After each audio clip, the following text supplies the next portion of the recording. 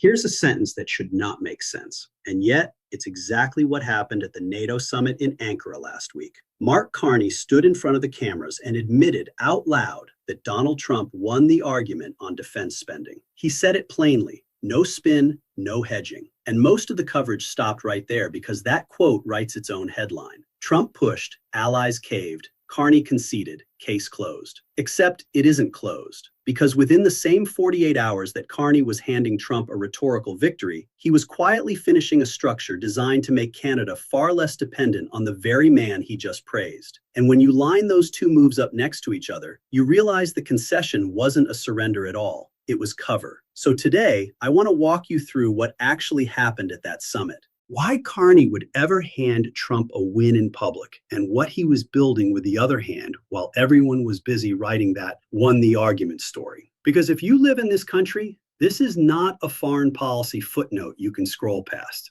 This is about where tens of billions of Canadian dollars are going to flow over the next decade, and whether we finally stop asking permission from the neighbor to the south before we act. Let me set the scene first, because context is everything here. The NATO summit wrapped in Ankara on July 8th. Going in, everyone knew the headline fight would be about money. Trump has spent years hammering NATO members for not spending enough on their own militaries, calling them freeloaders, threatening to walk away from the alliance entirely. And at this summit, he got what he'd been demanding. The allies signed a joint declaration committing to a staggering new target, 5% of GDP on defense by 2035.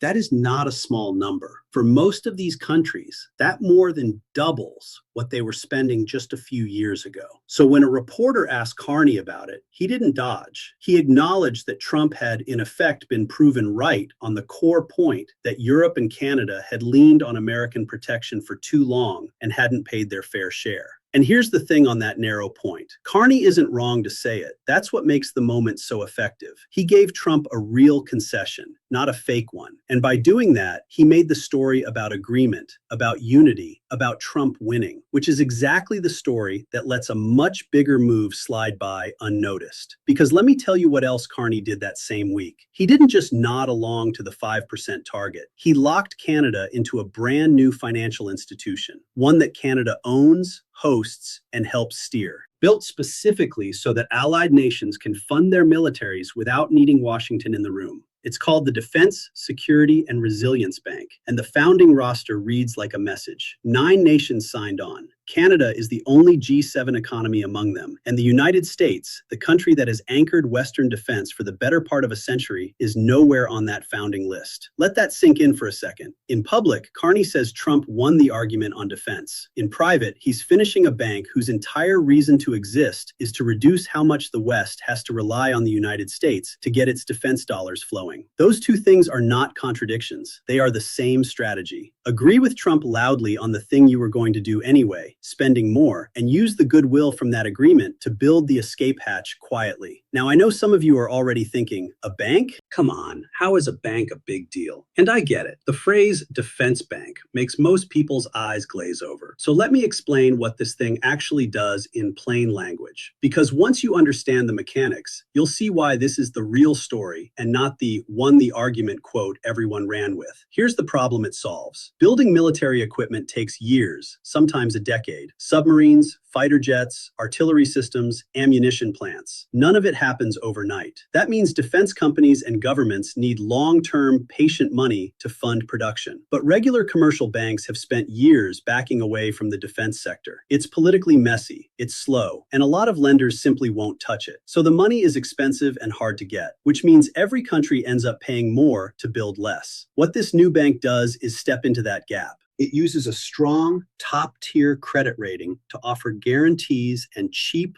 long-dated loans across the entire defense supply chain. Lower borrowing costs mean allied nations get more actual military capability out of every single dollar they spend. That's the whole pitch. Take expensive, scattered, nervous defense money and turn it into cheap, coordinated, reliable defense money. And crucially, it can do that without a single dollar or a single signature coming from the United States. Do you see now why the two moves fit together? Trump demands everyone spend 5% of GDP. Fine, says Carney, we'll spend it. but we're going to build our own machine to finance that spending. And that machine isn't going to run through Washington. So even as the American pressure campaign wins, it accidentally accelerates the exact thing Trump would hate most: allies building institutions that don't need him. And this didn't come out of nowhere. This is the part that tells you it was planned long before anyone stood at a podium in Ankara. Back in the spring, in Montreal, Canada and its partners had already hammered out the founding legal framework for this bank, the articles of agreement that form the skeleton of the whole thing. And when the participating countries had to choose who would host it, who would be the anchor, they picked Canada. Out of a field that reportedly drew interest from around 19 countries, they chose us. So by the time Carney was conceding the argument to Trump in front of the cameras, the bank wasn't a hopeful idea. It was a deal that had been months in the making, just waiting for its moment. And why Canada? Why would nearly 24 nations look around and hand the keys to us instead of a bigger European power? This is where it gets almost too on the nose. Mark Carney ran the Bank of Canada. Then he ran the Bank of England, the only person to lead the central banks of two different G7 countries. This man's entire professional life has been about credit ratings, guarantees, capital structures, and how you make money cheaper and more reliable at massive scale. Of all the world leaders who could host a new multilateral lender, you would struggle to design one more perfectly suited than a former two-time central bank governor. So the fact that this institution landed in Canada isn't luck.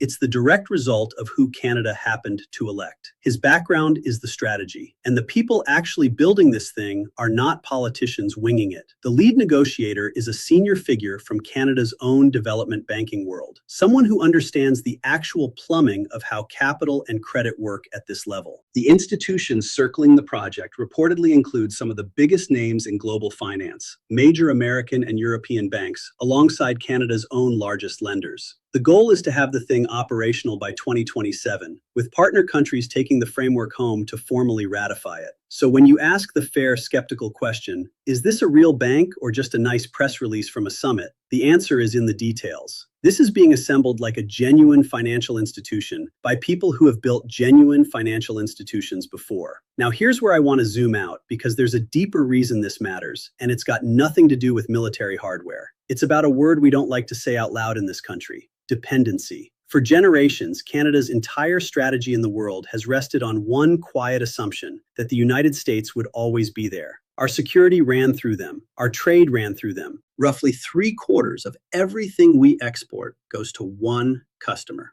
And the backbone of our defense has been built around one partner. And for a long time, that felt fine. It felt safe. But when that much of your economy and your security both flow through a single country, that's not a partnership. That's a dependency. And a dependency feels perfectly comfortable right up until the day the bigger partner decides the relationship is optional and starts acting like it. And that's exactly what's been happening. The tariff threats, the repeated taunts about turning Canada into the 51st state, Washington declining to renew our most important trade agreement in its old locked-in form, turning it into a decade of annual reviews instead, Trump openly threatening to pull the United States out of NATO entirely. Each of those on its own is a headline. Together, they're a pattern. And Carney has clearly read that pattern the same way a lot of Canadians have. When your biggest partner keeps reminding you that they might walk, you stop assuming they'll stay. You start building somewhere else to go. That's what this bank really is. It is not Canada leaving NATO. It is not some dramatic rupture with the United States. Nobody serious is talking about that. And I want to be honest with you about the limits here in a moment. What it is a second set of options, a financial tool that Canada controls that can fund allied defense without waiting for Washington to sign off. And in this world, leverage has never come from loyalty. It comes from having an alternative. The moment you have somewhere else to go, every conversation with your dominant partner changes,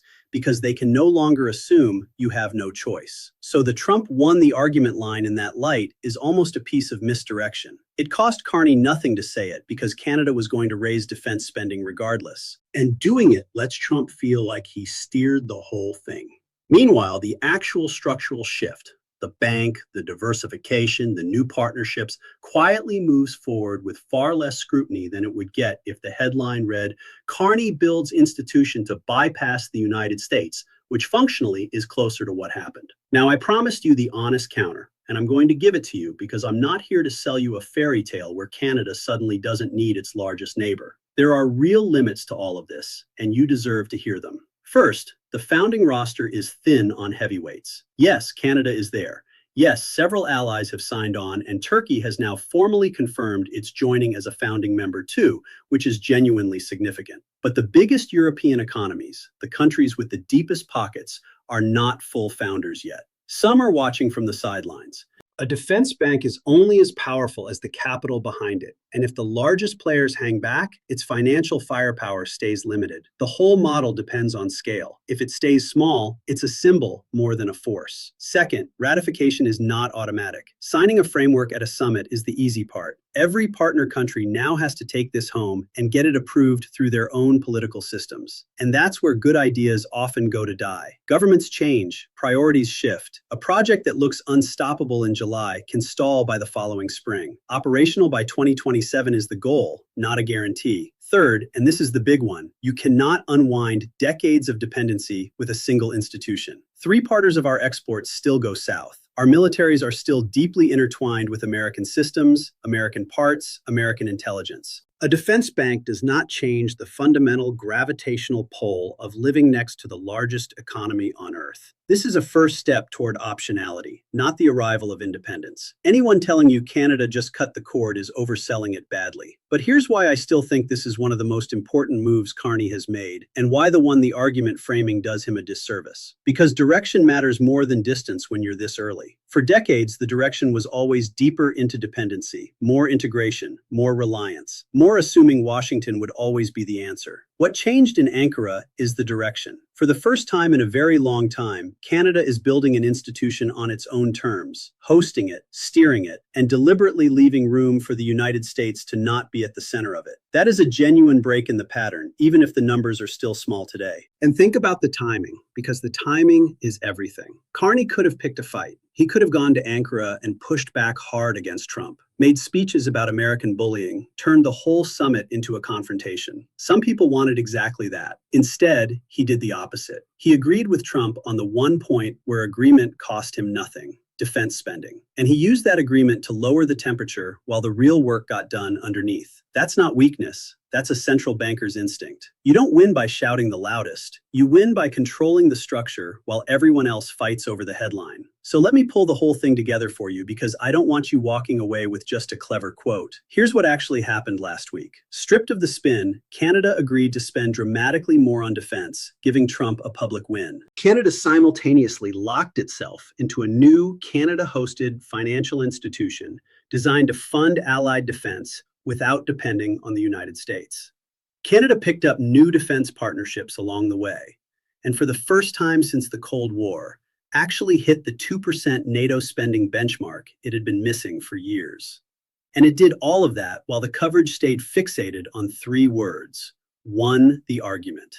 The question I keep coming back to is this: if Trump really won the argument, why does the institution being built out of that argument have his own country nowhere near the founding table? You don't build an escape hatch for a relationship you're happy to stay dependent in. You build it because somewhere in the calculation, you've decided you might one day need it. And Carney, of all people, does not build things by accident. Where this goes next comes down to a few very concrete things I'll be watching, and I'd tell you to watch too. First, do any of the big European powers move from the sidelines to full founding status? Because that's the difference between a symbol and a serious financial force. Second, does the ratification actually happen across partner countries on schedule, or does it start slipping? And third, how does Washington respond once it fully registers that a major allied defense institution just got built with Canada, not the United States, at the center of it? Because right now, the American reaction has been surprisingly quiet, and quiet doesn't usually last.